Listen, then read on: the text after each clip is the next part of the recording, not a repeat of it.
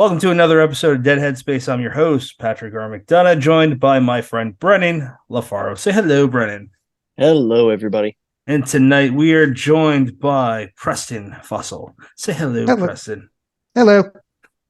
What got you into horror? I had this weird relationship with horror from a very young age. My dad absolutely hates horror movies. My mom loves horror movies. And when I got older and really got into being a horror fan, that was something that she and I were able to share together. But it was my dad who got me into horror movies in the first place. There was this string of horror comedies mass marketed in the 80s: Beetlejuice, Ghostbusters, Monster Squad. And for whatever reason, my dad loved these movies and showed them to me at a very early age. And my initial response to all of them was just like absolute crippling terror. And then my follow-up response to that was, can we watch it again?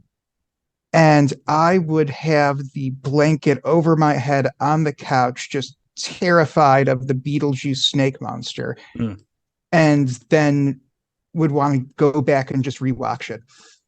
And as I got older, this weird pattern developed where I would want to watch something scary. I would want to read something scary. They had Goosebumps books at my school, and R.L. Stein, of course. The other guy, not Christopher Pike.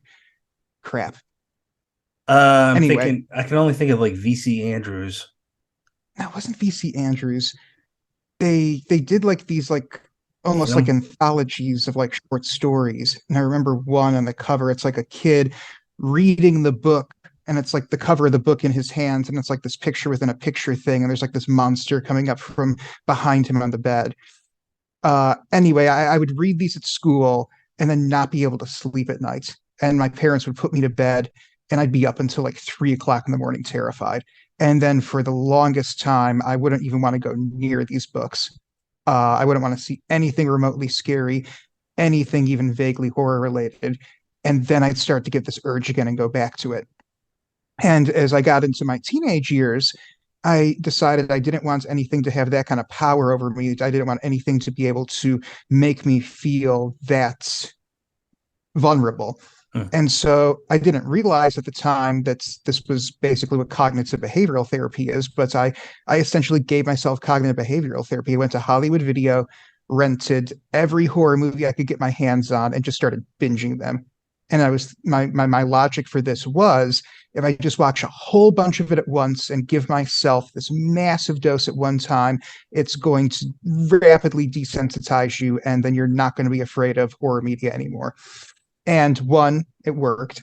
And two, I realized this is really cool. And there's a lot of really great material out there, and became this super obsessive horror fan around maybe 16, 17 years old, and really have been since.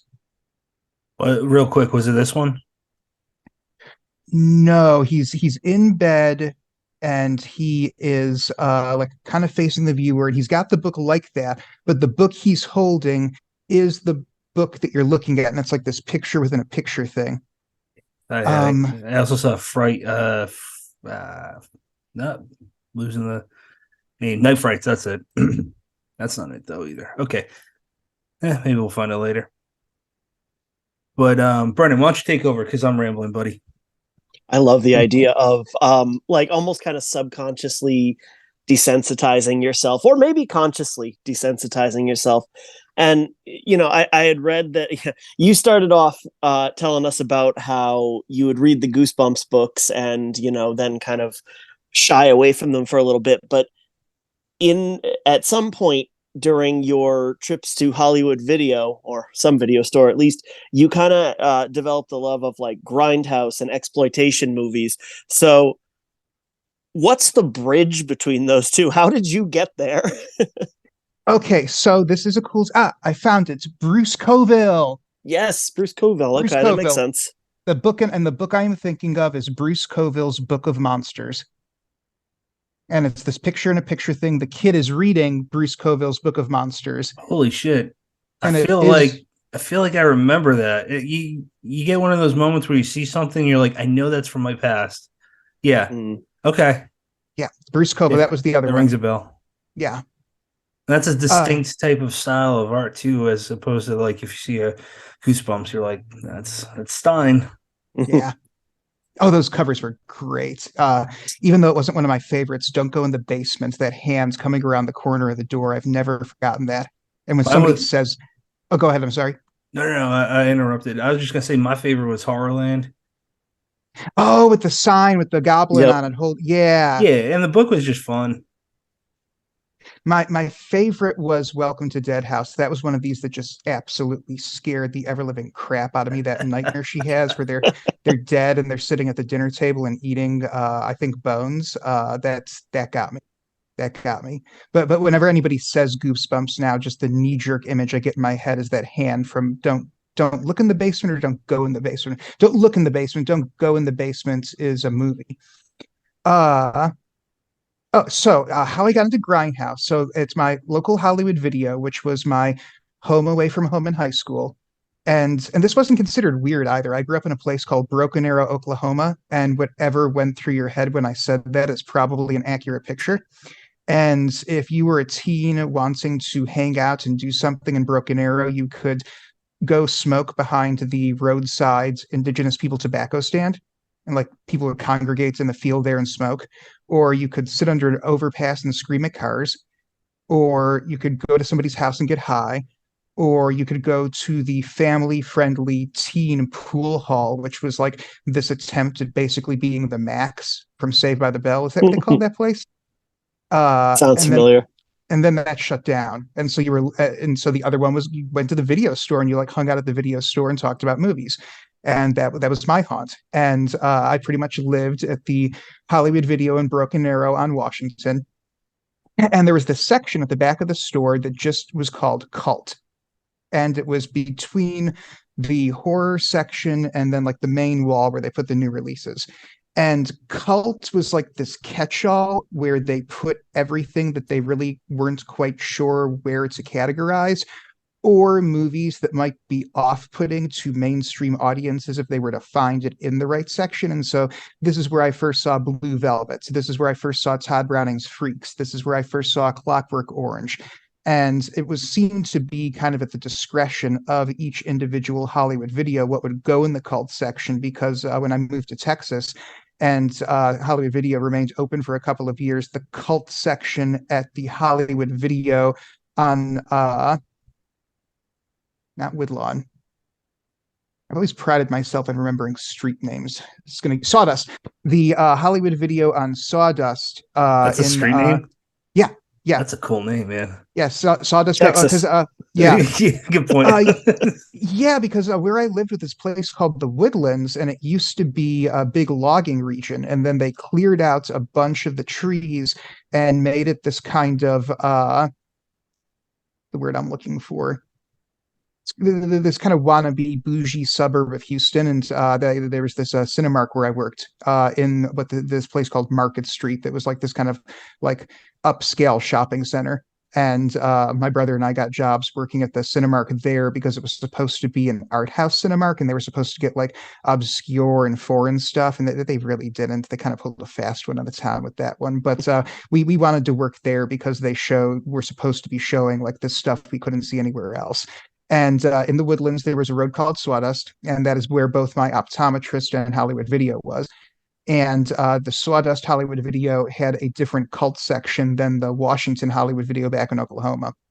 And I made it my goal that I was going to watch every single movie in the cult section, because I started out with stuff like Blue Velvet, like Clockwork Orange, and it just like blew the mind of the 16-year-old living in semi-rural Oklahoma in the late 90s, early 2000s. You have to understand this place was functionally still in the John Hughes era.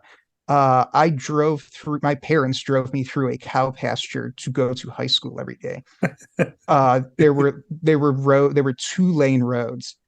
And then in the early 2000s, they finally put a highway through and it exploded. And now it's like the fourth largest city in the state of Oklahoma.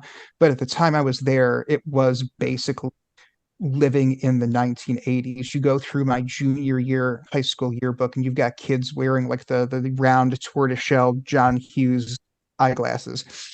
And so imagine that, and then I see Blue Velvet, and it's like, holy shit, there's stuff like this out there.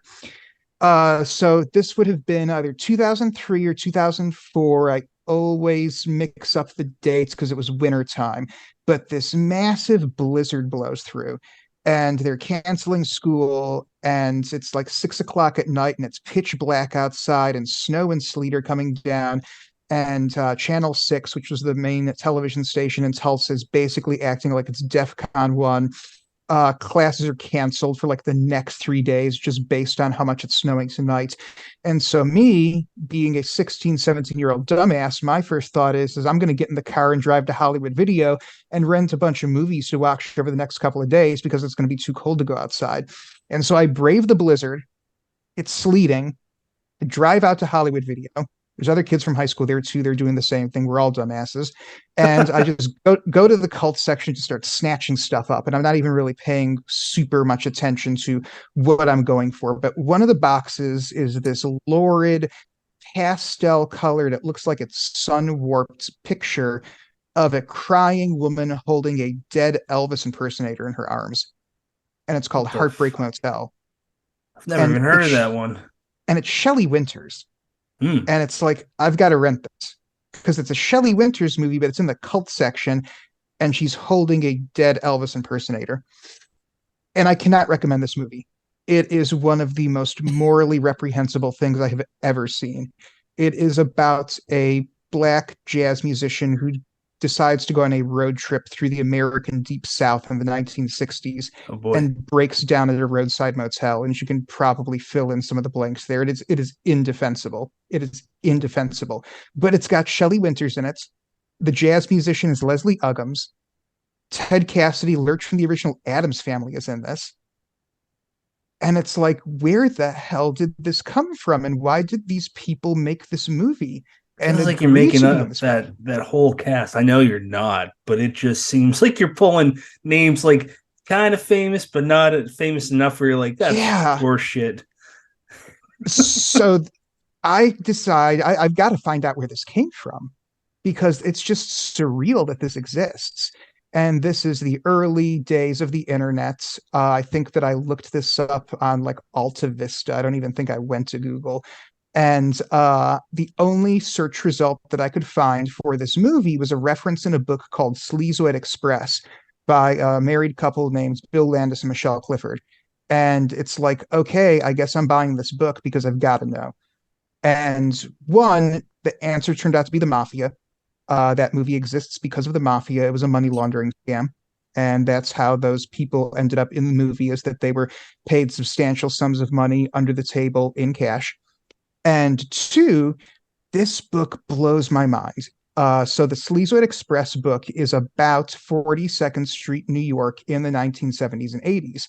And Bill Landis was a journalist who lived there and who printed a magazine also called Sleazoid Express between 1980 and 1985. And what he would do was he would stay up all night just theater hopping, going to every single grindhouse theater on 42nd Street and then writing up the movies he saw there, but then also talking about the people who went to see the movies. This is the pose days of Times Square and New York. Oh god. And a lot of these theaters served as social hubs for groups of people that didn't really have any other place to congregate. And so there were movie theaters that were hangouts for the drag community, and there were movie theaters that were hangouts for gay sex workers, and there were movie theaters that were hangouts for straight sex workers, and there were movie theaters that were hangouts for guys who lived this 9 to 5 Don Draper Mad Men existence in the suburbs, but wanted to indulge their freak side. And there were these entire subcultures of people that built up around these different theaters and the movies that they showed. And Bill documented all of that in the original Sleazoid magazine. And then years later, the Sleazoid book is this sort of greatest hits slash retrospective. And going back to what I said about Blue Velvet, for this, teenage kid in rural Oklahoma to find out about this like Kingdom of the Damned that existed long, long ago in a time and place far, far away, and it's all built around movie theaters, was just amazing to me. That just flipped my shit. And from that point forward, I did everything I could to read everything I could get my hands on about exploitation cinema, watch every exploitation cinema I could get my hands on. This was the pre-Vinegar Syndrome, pre-Severin, pre-Arrow days of DVD re-releasing houses. So I was having to, get DVD-R burned discs from some dude who was living in his mom's basement in Iowa. And I had this guy who was actually in the US Army and stationed in Japan, and he would pirate Japanese movies and then slip them into the United States via his sister, and she would distribute stuff for him. And I like joke that I had like these spy level networks of people feeding me out of print exploitation movies on the gray markets. And it's something that I've been enamored with ever since. Did you expect any of that for a reply, Brennan? No, not when I asked the question like 10 minutes ago. But you know what? It's perfect. It's perfect. Holy now, shit! I want to come answer. back. I want to come back to the 42nd Street thing for obvious reasons, but I'm kind of curious in indulging that kind of cult video. You know what, man? I'm just going to call it an obsession. I mean, that's fair. In rural Oklahoma, was there, side eyes and, conservative surroundings kind of, I guess, not blacklisting you, but like, the words, they're escaping me. It's been a long week, but, judging ostracize, you, yeah. Ostracize works, yeah. I came from an interfaith Catholic Jewish family. I was already ostracized. What I watched didn't matter. I was already going to hell. So that was never really a concern. I didn't hear the horror movies are going to take you to hell line until I was working in a rural suburb of Houston in the 2010s. There was a super conservative area there, and that's where I did not really talk about horror movies. But I had my very, very, very small circle of friends in Oklahoma and my brother, and they knew this is what I was into. And as long as I stayed away from everybody else and they stayed away from me, everybody was happy. Now, one more thing I did want to throw out, apropos of nothing. I worked through Preston. I think you and I are just about the same age, and I worked through college at Hollywood Video before they went out of business in Massachusetts and Rhode Island. And I got such a kick out of hearing you talk about, running out there right before the blizzard. I will never get over how many people would show up, because Hollywood Video was infamous for being open 365 days a year. No matter what, you can get your fucking video rentals. I will never get over the people who would show up at the peak of a blizzard in the worst weather and just like barge in that door with like the winds at their back and tell you, oh, they just want to pick something up because, they're going to be snowed in. And it's like, if you're not snowed in now, like it's not going to happen. You're fine. You can go about your business. I just wanted to drop that little nugget, but Patrick, I'm going to throw it to you. Random, but thinking back, what horror movie can I think of what kind of got me into everything? It wasn't as extreme, but it was Tom Savini's 1990 remake of Night of the Living Dead. And it was packed full of bonus material, so it was really cool seeing how like the stuff they cut out that was too extreme for even then. I know one was a headshot, and my godfather was a independent, was on the greater Boston area for the acting scene, and he said, watch a commentary behind the scenes. You'll learn a lot of things. And it can apply to writing or whatever art you're doing. And Tom Savini said two things.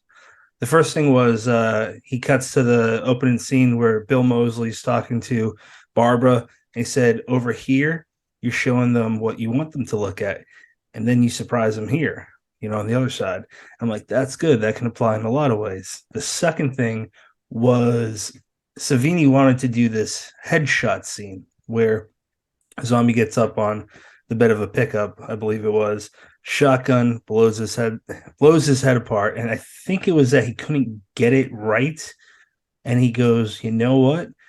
Us not showing it actually paid off, because whatever you are thinking is going to be 10 times worse. And that's exactly why Scarface, Al Pacino's Scarface in the 80s got the X rating because of the shower scene. Mm-hmm.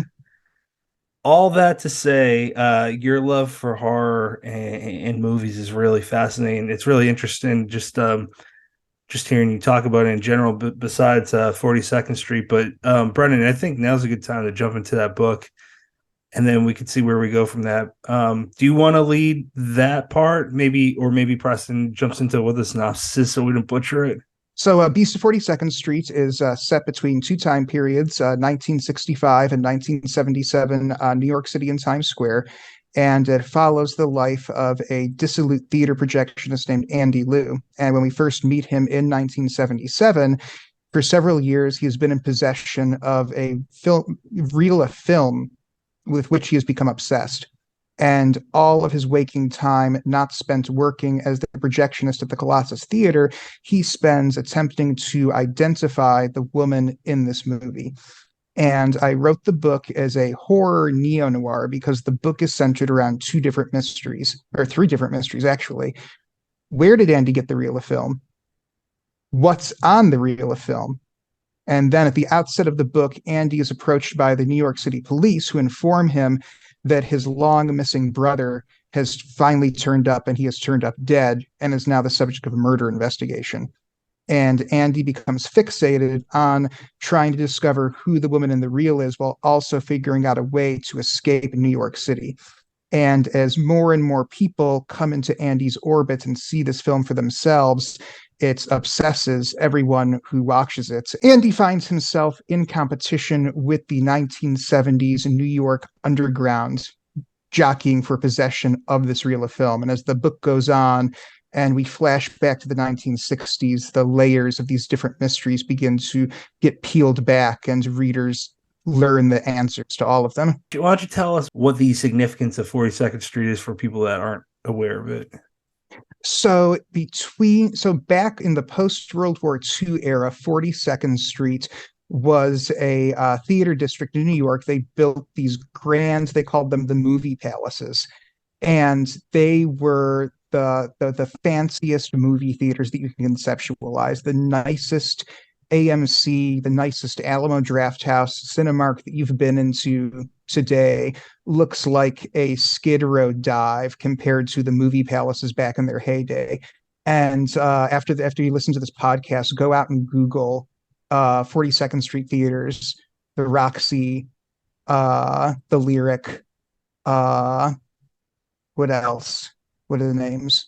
Each chapter in Sleazewood expresses a theater name. Why the hell can't I remember these bloodthirsty butchers at the Lyric, the Anko, AMCO, and you look at the inside of these things, and I mean, like velvet curtains on the walls, and like gold molding, and like what at the time were super giant screens, and just really opulent. They looked like opera houses. They basically took the design of what you think of as your stereotypical opera house, and they plunked a movie screen in it.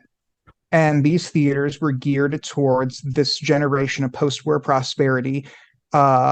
All these guys coming back and entering the workforce after the war, who had all of this disposable income. And these theaters catered to, the suit and tie, straight-laced, square-jawed Casablanca crowd.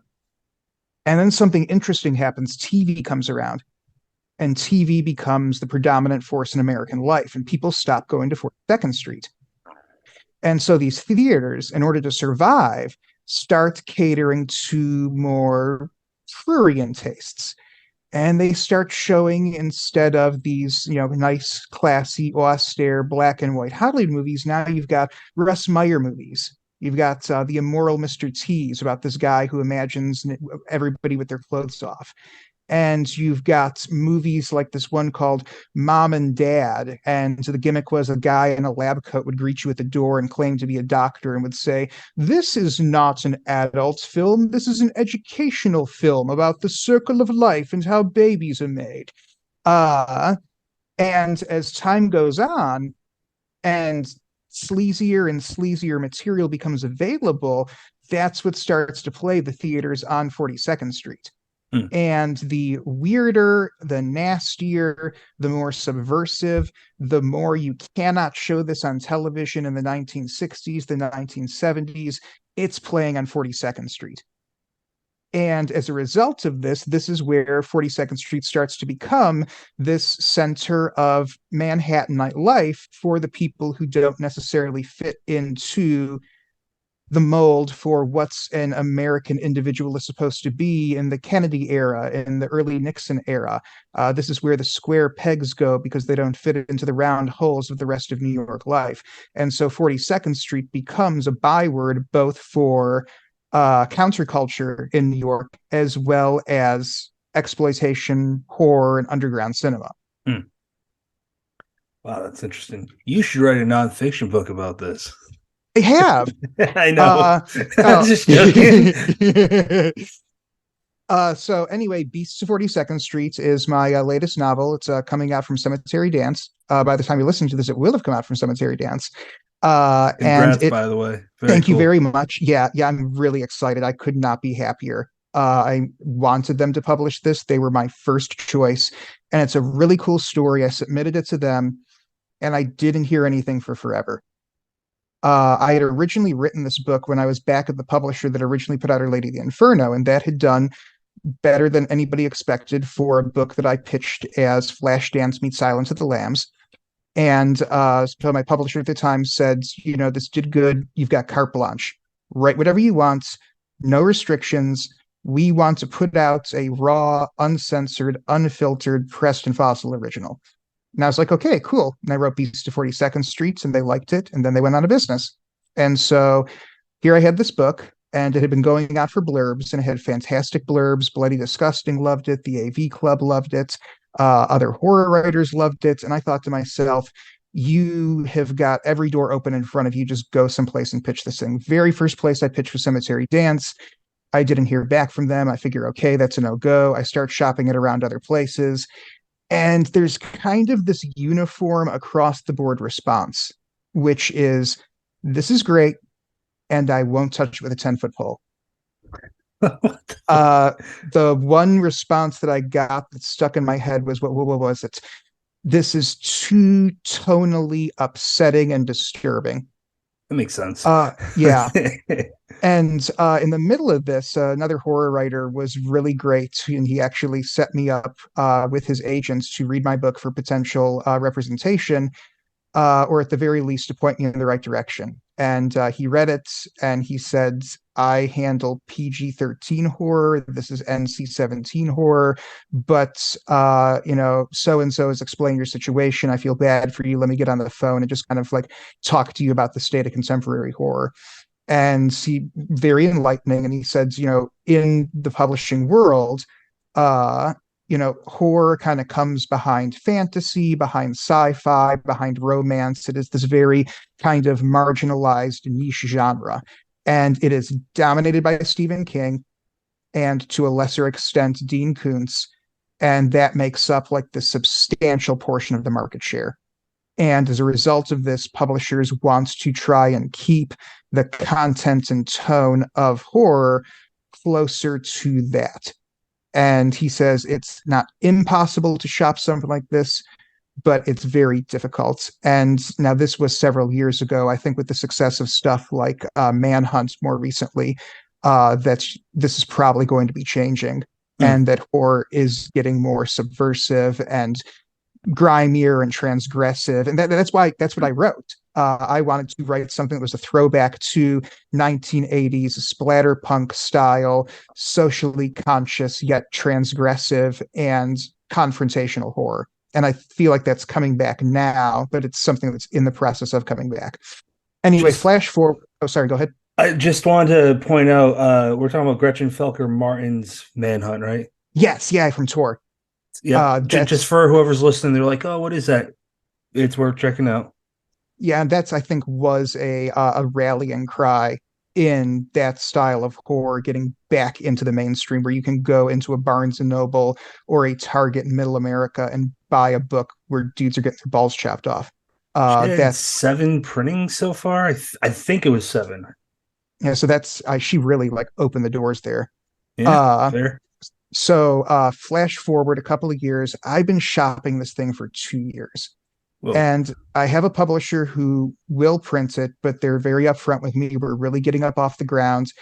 And we know that you wrote this for a bigger place. And we know that you really want this to be something. And where we're at right now, we may not be able to do that. But if all else fails, we will give you a home.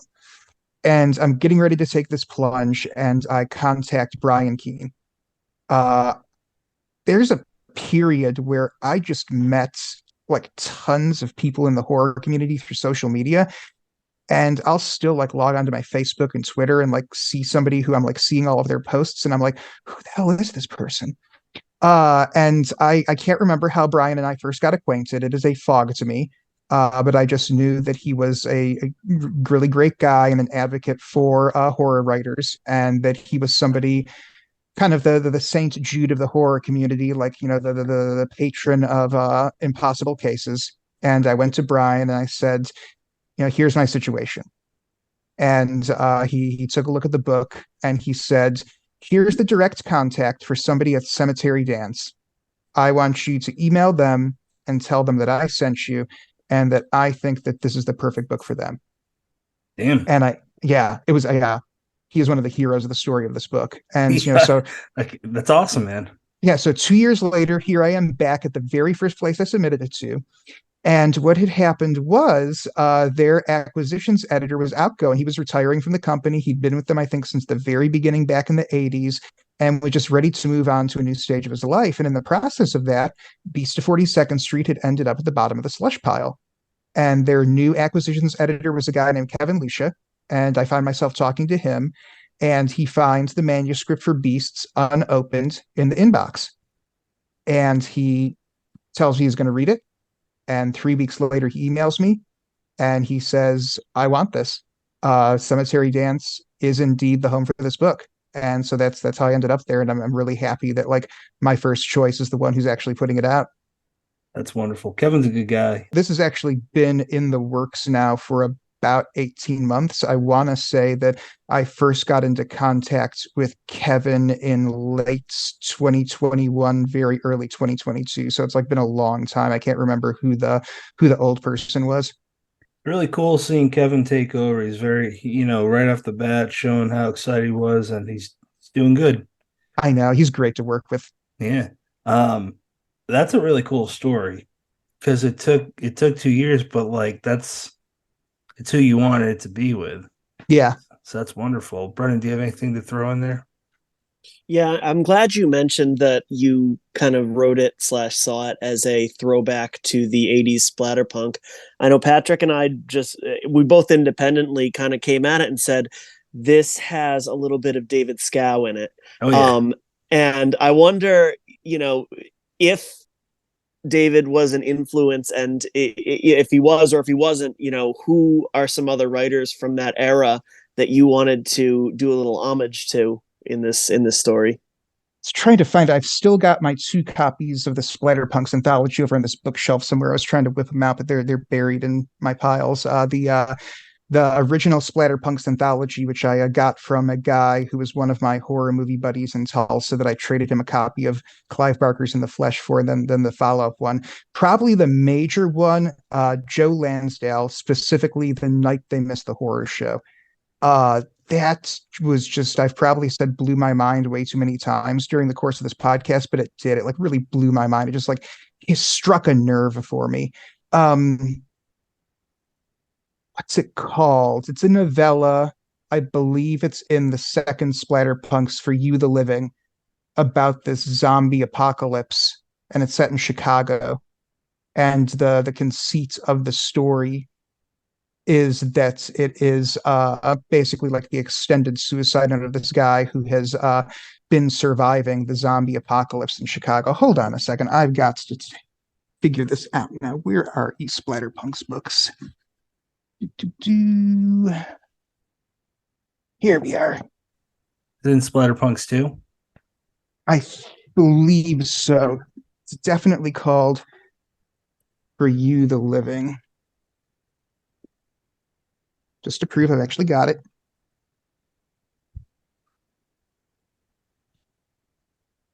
What was that Joe Lansdale one called? The night they what? Oh, Night They Missed the Horror Show? The night. Yeah, Night They Missed the Horror Show.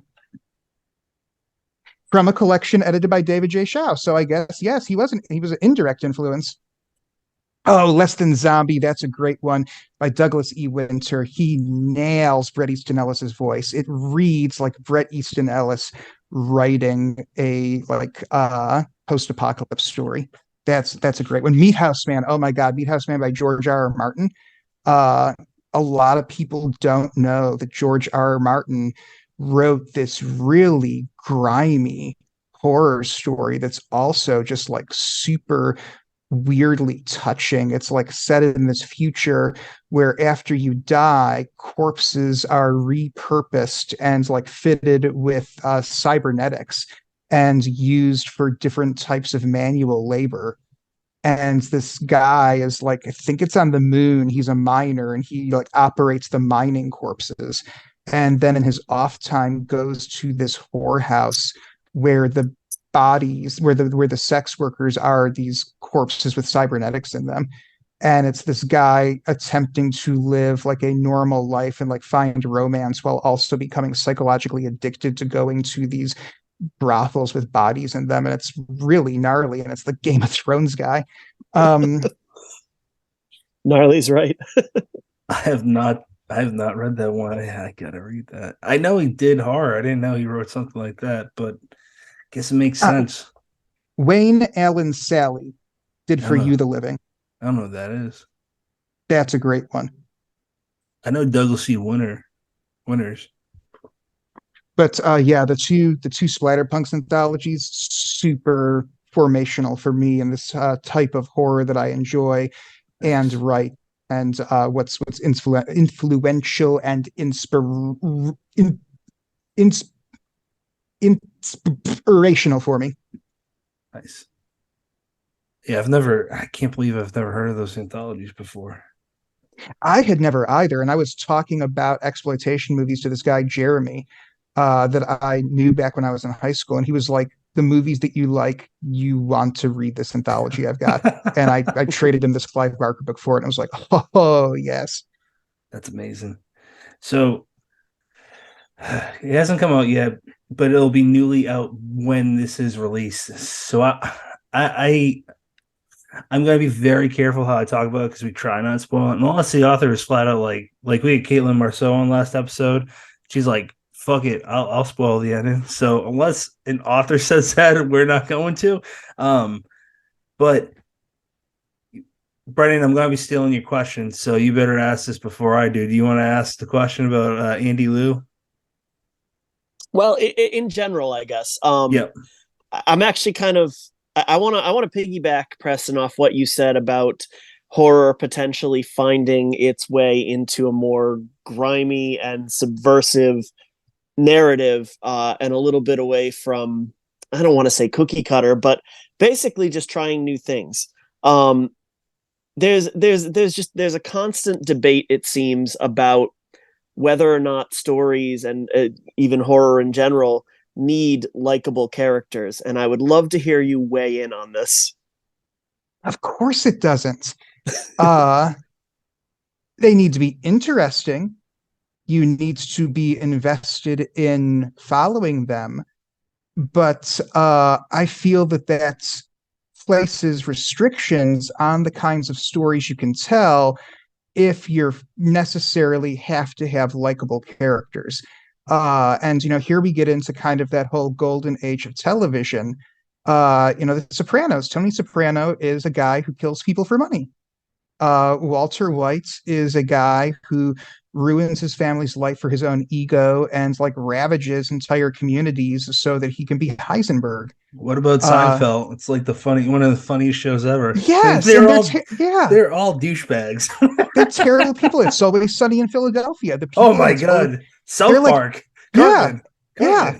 And the people in It's Always Sunny are like 2 steps above being Trevor Phillips from Grand Theft Auto. Speaking of which, everybody loves Grand Theft Auto 5. Who's their favorite character in Grand Theft Auto 5? It's not Michael.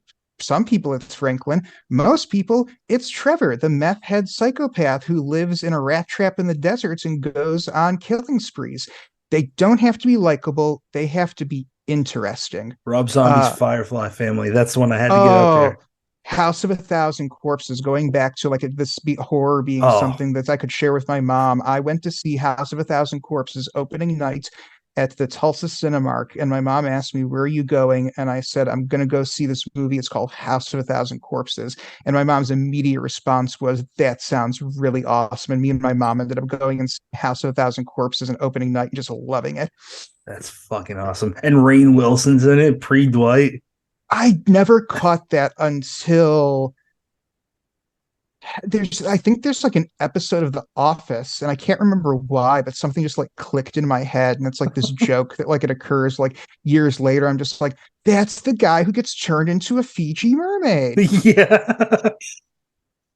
And and so actually this was kind of one of my personal mandates with this. This was part of this very poorly defined manifesto I had in writing the book, and one of the ways that I wanted to be transgressive was that I was going to intentionally write an unlikable main character, You did and that good. he thank you, and that he was going to be repulsive and repugnant and off-putting, and exactly the guy that you would not want to have sit down next to you on public transport.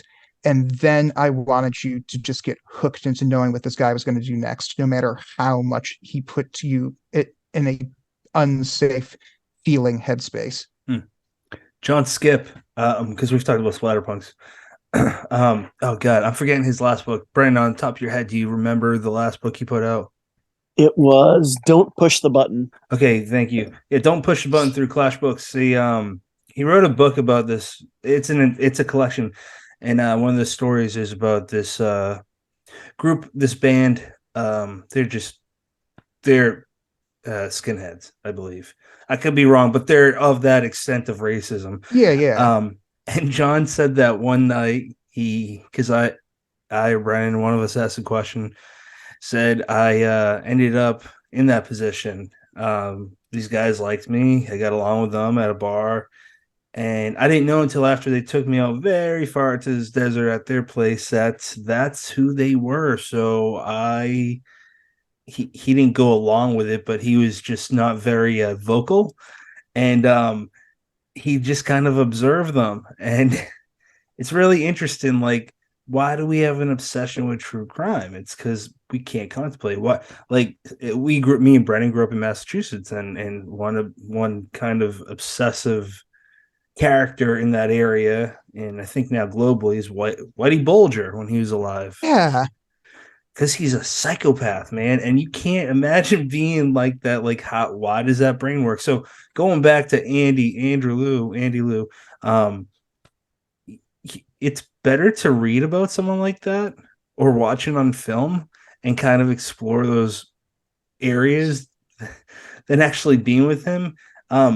Did you bring any real life experience with someone like that? Oh yeah. So there was a big punk underground in Tulsa in the late 90s and early 2000s. And I'm not sure if it's around anymore. I really stopped going back to visit Tulsa around 2013.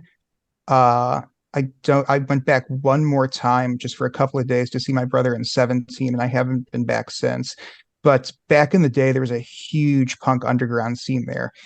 And this buddy of me and my brother's from high school fell in with it. And talking about Breaking Bad, this kid was like the consummate example of the straight-laced middle American WASP honor student whose parents just pushed and pushed and pushed until he snapped back. Oh God. Uh, he graduated early, moved out of the house, got his own apartment, got like a five-figure job in IT, like out of high school. I still don't know how the hell he managed that. It was some kind of like data entry position where at like 17, 18 years old, he was already making like 25 grand a year. And he, as part of his whole subversive, screw you, mom and dad's new approach to life, starts hanging out in the Tulsa punk underground. and sank in deep and turned his apartment into a punk squad. It started out with like this one guy asking to crash there, Wait, what is and then that? that is just like some place where like punks who don't have any other place to go to hang out, listen to music, do drugs, Oh, and just yeah, Jesus Christ. yeah. And Okay. so a lot of the times they're homeless, and a lot of these people were a lot of them were runaways from home, and they'd been like living on the streets for years, and you know they hadn't had a like home life since they were 16, and they were like 18, 19 years old now. And this apartment just degenerated. And the description that you read of Andy's apartment in the book, minus the photos on the walls, is just what Jacob's apartment ended up looking like. And I even cleaned it up a little bit for the book because there was a certain point where I read the accurate description and I was like, people are not going to believe that anybody could actually live like this. But they were. And Oh it my God. was disgusting. The very last, and Jacob, like Andy, ended up with the intravenous drug problem because it was just floating around everywhere. And he got to a point where he started asking them to contribute to the household. And the way they decided they were going to contribute to the household was they were going to give him free heroin. And one of the guys there, I still don't know how this worked. He somehow had a hookup at a hospital and was like getting morphine out of the hospital. And it's like they were just doing straight morphine. Oh my Uh, God. What are and they? like, What are they out of? What are they? G. What is it? G men? Because World War II soldiers were hooked on that shit too. yeah, yeah, and so it was a bad scene. And like one time, my brother and I went over there, and it was like something out of Train Spotting with like just all these guys like strewn around on the ground with God. needles in their arms and shit. I mean, we were like 17, 18 years old. We didn't know how to respond to this. Neither of us had seen anything like this before. I don't know how So I'd respond to that as a 34-year-old man. I'd be yeah, really just. I wouldn't want to step on the wrong area, you know. and they had stopped throwing the garbage out because they were strung out. They would just like tie off a hefty bag and just like pull it out of the trash can and just toss it in the living room. And there was like piles of garbage all over the place. The water had gotten turned off for non-payment, but they kept using the toilet. Ooh. Uh, it was just vile. Oh.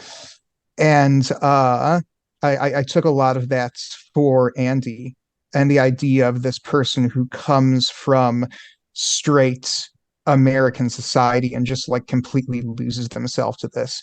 Another aspect of Andy was my own sort of worst case scenario for myself. When I very first conceptualized the character, he started life as a minor character in these short stories about 42nd Street that I would write for my college's literary magazine. And when I first came up with him, I recently moved to Texas. My brother had moved out of the house. He was really my best friend. I had gone through a an amicable but still sad breakup. And then my mother got diagnosed with leukemia and got put into isolation at MD Anderson Cancer Hospital in Houston. Thankfully, she's still with us, but I didn't know that at the time. And my dad's working like 12-hour shifts to try and make extra money. I'm going to school and working almost full time to try and make extra cash myself. And I've got no social life.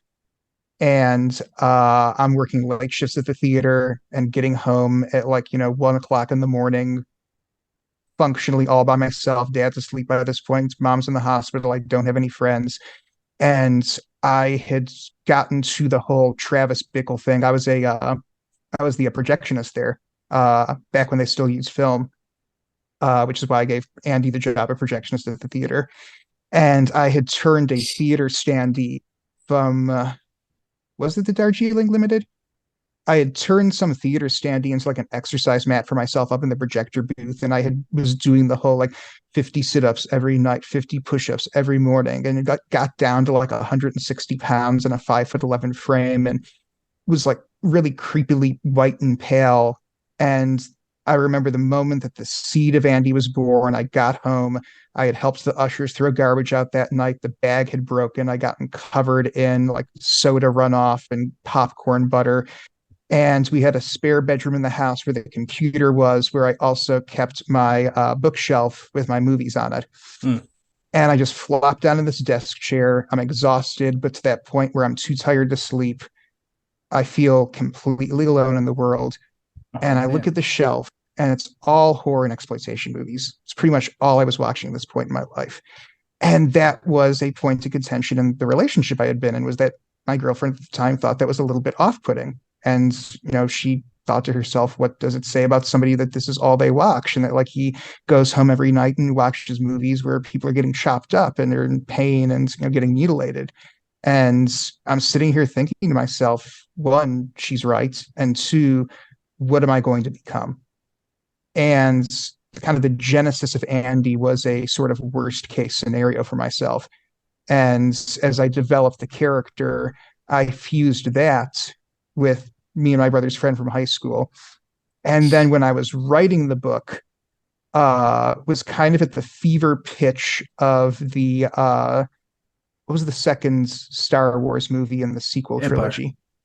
No, the sequels. Oh, I'm sorry. Clone Wars. Of course, no, the Last Attack of the Jedi. Clones. Last Jedi. The sequel. I'm sorry. Yeah. Yeah, my bad. With Daisy Ridley, yeah. And this was kind of at the fever pitch of that coming out, and like people just going absolutely batshit over it on Twitter, and also kind of at the fever pitch of like the toxic Rick and Morty fandom. Yeah. That show's And funny just as hell. yeah. I mean, I love the show, but for a while there, I wasn't telling people I was a fan of the show because you'd log on to Twitter and it'd be like, I heard they're letting women into the writer's room at Rick and Morty. Rick and Morty is a dude show. You can't let women into the writer's room at Rick and Morty. Fuck that shit. Yeah. Fucking idiots, man. Yeah. And this idea that like because you are a fan of something that you inherently own it. And also Dallas has this great revival theater, the Texas Theater. It's where they arrested Lee Harvey Oswald after the Kennedy assassination. And they reopened it, they restored it, and they do 35 millimeter screenings there. And it's great on paper. But the crowd that it attracts are these obnoxious, entitled hipsters who show up to heckle the movies. Yep. And you go to see a 35 millimeter restoration of Alejandro Jodorowsky's Santa Sangre. You go to see a restoration from, I think, Janus Films of The Passion of Joan of Arc. And you've got people making fun of it. And it's like making like Mystery Science Theater 3000 style, like running gags at these art house films. I will never forget one year. I'm so pissed about this to this day.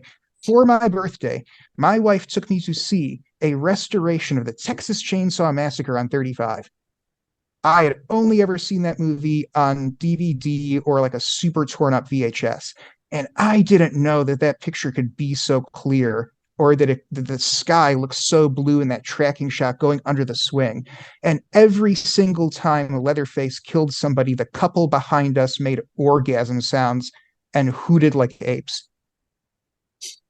Who the hell does that at the screening of the Texas Chainsaw Massacre? And so I'm thinking to myself, writing the story, Andy and his world is the perfect place to examine these two ends of the spectrum of fans who ruin media for everybody else. I don't like people that, are just so fucking rude. I just want to slap them all. I won't, just to be very clear, because I don't want to get arrested. I don't want for slapping. Come on, man. If you slap a guy across the face, you could get assault charges. And that's how Pat ruined his podcast career. Brennan, jump in, brother. No, I think that's very, very interesting. The idea of being able to kind of dissect like what kind of drives a person to that. And you're absolutely right. I don't know what spurred it on, the whole idea of fandoms feeling like they are entitled to ownership, but you're absolutely correct that it does seem like it, if not peaked, took off with that the Last Jedi thing. Like that's not what we wanted to happen, and now we're furious about it. And it almost seems like that's been the prevailing attitude of almost every IP since. It doesn't do exactly what I wanted it to do, ergo it's not good art. I like the sequel trilogy. I like the original trilogy. The pre the prequels, the sequels. I like the original trilogy and Rogue One. Oh, Rogue One's And amazing. other than that, I have no comments on the Star Wars films. Well, what? Okay, it's not film, but The Mandalorian's pretty amazing, man. I keep hearing good things about that, but I just can't make the commitment. That's all right. My wife's not a Star Wars fan, if this helps, and she enjoys that movie, that show. Anyways, Brennan, I'm not winning this one. Go ahead. It's okay. I'll lead into something, and then you can interrupt me with a weird segue to nothing. I'll shut the fuck up. Gotcha. So I mean, I wonder if you have any opinion on why that is. Why it is that, is it Twitter? Is it just the internet age? Is it some other societal change that just gives fans of media that sense of entitlement that they seem to have nowadays? Twitter's definitely components of it. I hate Twitter more than anything on this earth, but I mean, you cannot be in entertainment without Twitter now. It is the great necessary evil of being an artist in the 21st century. But my editor in chief at Daily Grindhouse, where I am the managing editor, once said Twitter is like having instant access to everybody in the world's high school diary, and he was so right. Humanity was not ready for Twitter. My brother was in town recently, and he and I had this conversation that technology evolved too quickly over the course of a couple of years, and that's having this broadly negative effect on humanity because we were not allowed to evolve along with it, and that we've got, maybe like, excuse me, 30th century technology in the 20th century, and we're still catching up. So that's definitely a factor. Where I really saw it happening, and I think it's spread out from here, is that a lot of the media that's had this happen around it, like Star Wars, started out as this kind of niche thing. Like the original Star Wars movie, the original trilogy was like this huge thing, but it was like also associated with like nerd culture and like this thing that like, the not cool kids in school could rally around. Video games especially. I really think maybe the dawn of this was Gamergate, maybe. And at this one point in time, What is that? this lady wrote this article about like there's not really a lot of female video game characters, and you've got Lara Croft with like this like giant breasts that are super unrealistic, and it's like there should be more female video game characters, and like the world of gaming needs to be diverse, and like people were sending her death threats and posting her address online, and she had to move, and it just turned into this whole ugly thing. And it That's kind an of overreaction. yeah, Jesus Christ. and it kind of presaged like the modern world of indignant fan culture. And I really think it's because for so long, video games were this subculture and this niche thing. And if you were really into video gaming in the 90s or the late 80s, then you were, maybe of a particular personality type and kind of isolative and unpopular and geeky and nerdy when that wasn't a cool thing to be. And this was your refuge. And this was the thing that you could turn to, and this thing that you could maybe share with a small core group of people. And this was yours. This was literally yours. And now all of a sudden, video games explode. And if you're a gamer, you're maybe not necessarily the kid who, couldn't get a date in high school. And so he's sitting in his wood paneled basement on an orange vinyl couch playing Super Mario Brothers on the original NES for the 8th time. All of a sudden, upwardly mobile professionals are playing video games. Women are playing video games. There used to be this idea that console gaming was like this, exclusively male coded activity. And now you've got girls getting into video games. And it's almost this sense of your special place has now had the doors opened up and everybody's coming in. And now anybody can come in and do this thing that was once just yours. And I feel that there was this sense of almost violation that a particular, very aggressive stripe of the fan base lashed back hard against. And it almost served as a template for other fandoms to do the same thing. And it's like, almost like viral. It's almost like this mentality like mutated and became mimetic and like spread out from there. And that's why you see this behavior now, even in like very mass marketed innocent things. And you got toxic Marvel fans. I mean, Marvel is just like, I'm not a big fan myself, but it's not like something more subversive like Rick and Morty, where I can see, okay, maybe this will have, fans going online and telling people to fuck themselves. But you've got Marvel fans like at people's throats on Twitter. And it's like, why? Yeah, And just it's this, do they not know how Stan Lee was as a person? It's the right? opposite of what he would want. Yeah, and so it's like this culture of like possessiveness and indignation, like almost mutated, I think, thanks in part to social media. Yeah. That's we keep getting these answers that I'm like, I'm hoping for like some kind of incisive thought on it, and then I'm just sitting here nodding and yes, yes, yes. That's very that's very, very good. You're We're not absolutely right, listeners, man. man. Yeah. Well, sometimes I put on that hat. You But have a no, hat on right that's now. thank you, I'll Patrick, shut up. for your contributions. No, I think that's very yeah. And so I was going to say incisive again because I'm not, doing good with the synonyms tonight. But just the idea of that kind of, it reminds me of like when you'd discover a band and you felt like nobody else knows these guys. You'd have your shirt on and people would ask you, what that is. And yeah, you were proud of that. You loved their music, but you kind of wanted to keep it to yourself. And then as soon as like, if that blows up, then all of a sudden you don't want that person who, maybe does different after school activities than you, or, has a different, whatever than you, to have that because it belongs to you. And then, When oh sorry. and like you said, the whole idea that when these, Star Wars movies and whatnot were originally released, they were for kind of a smaller audience, and then they just became like the biggest, movies in the world, earning $1 billion at the box office and whatnot. Um, Patrick, unless you have a direction you'd like to go, I was going to take us into currently reading. Thoughts? Go for it. Okay. Preston, what are you currently reading?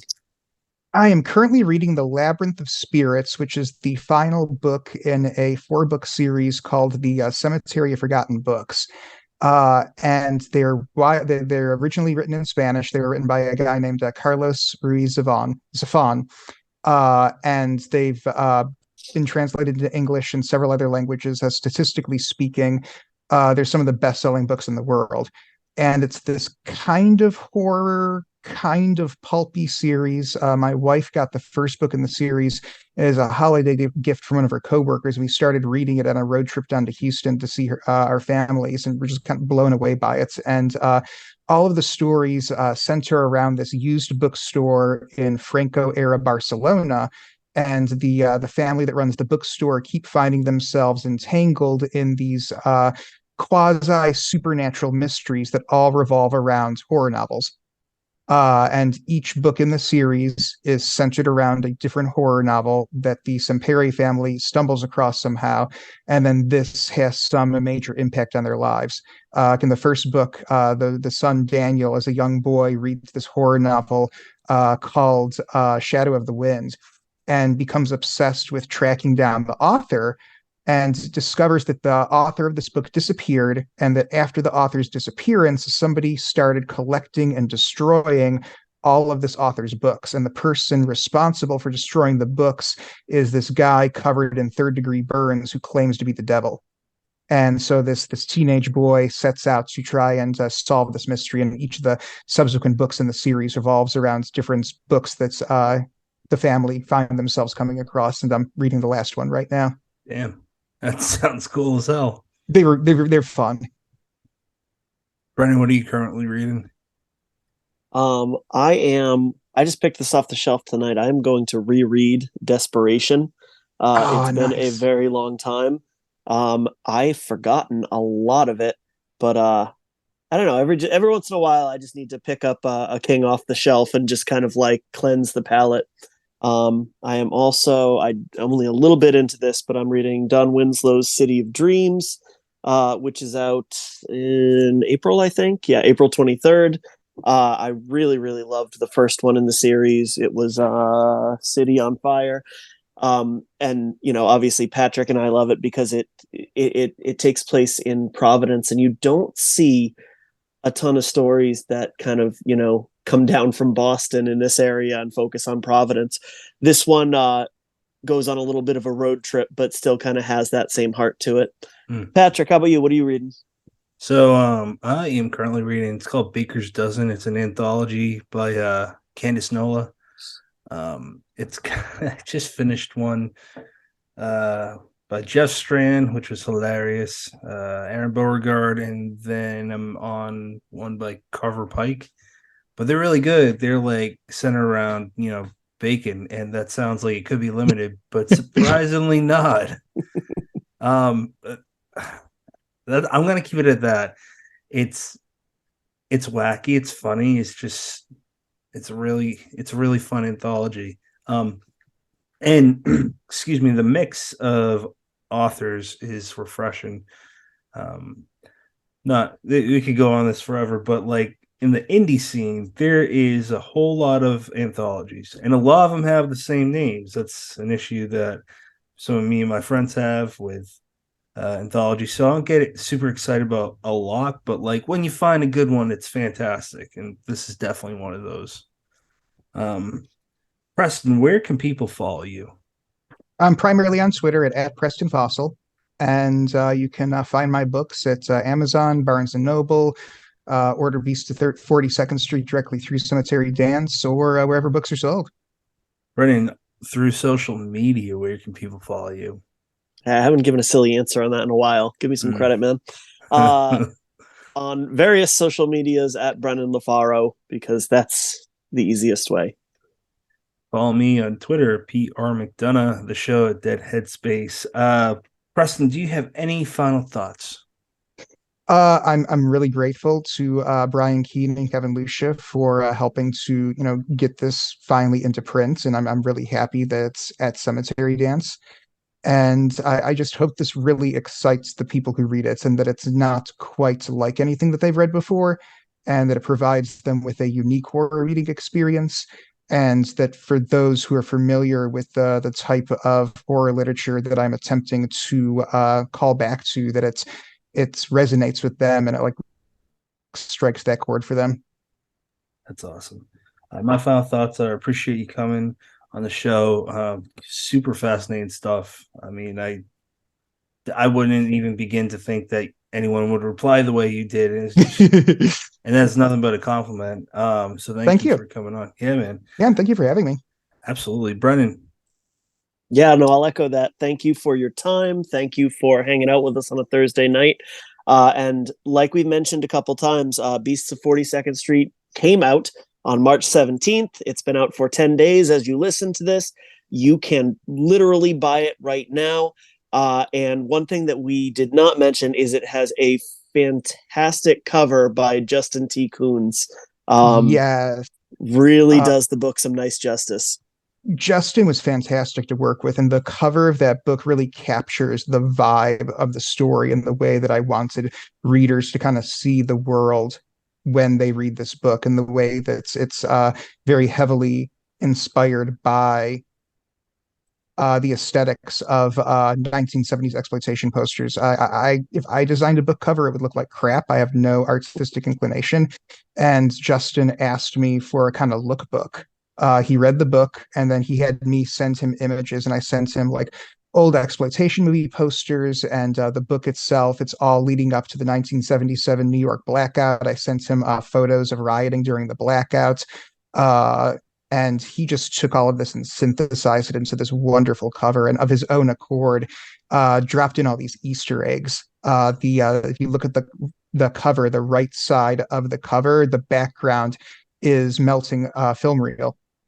And he structured the cover so that the head you see at the top of the cover, the title of the book, and then the disclaimer at the bottom form an inverted cross. And he did this to like subconsciously get the viewer thinking of an inverted cross. I think That's that like smart. Yeah, it was great. I think the two contributions I had were I said that I wanted a skull in there somewhere, and that I wanted the old Times Square advertising disclaimer at the bottom. The very first movie to do this was Last House on the Left, with Oh, the ad campaign of, to avoid fainting, keep repeating, it's only a movie. It's only a movie. It's only a movie. And then all these other movies ripped that off and stuck that on the posters for their movies. And so at the bottom of the cover for this book, you see, to avoid fainting, just keep repeating, it's only a book. It's only a book. It's only a book. that's And that great. really ties it together to make it into this literary equivalent of an exploitation poster. Absolutely. Worth pointing out that Preston also wrote a nonfiction book. It's called Landis, the story of a real man on 42nd Street. Would look into that too. It would probably pair pretty damn well with this one. Thank you for listening, Preston. Thank you, Brennan. Thank you, and everyone. Next episode 193 will be with Nathan D. Ludwig. Till then, you have many choices in podcasts. Thank you for picking us.